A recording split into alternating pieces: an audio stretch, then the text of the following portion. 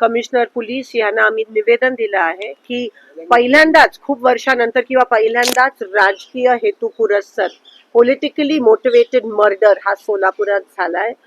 Law आणि order, कायदा सुव्यवस्था पूर्णपणे कोलॅप्स झाली आहे. प्रशासन पूर्णपणे कोलॅप्स झालंय.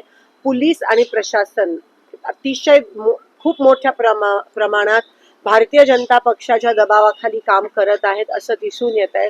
भाजप साम दाम दंड आणि आता लोकांच्या रक्तासाठी भुकेजलेली आहे.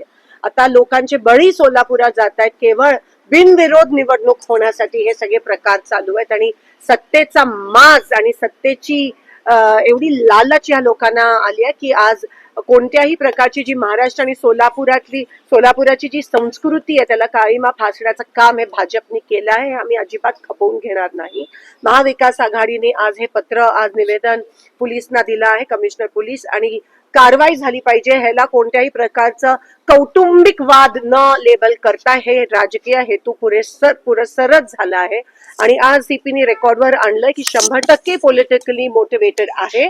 कारण का कोणाचा तरी फॉर्म विड्रॉ करण्याच्या दबावाखाली हे करण्यात आलं आहे आणि त्याच्यातून हा मर्डर झालाय.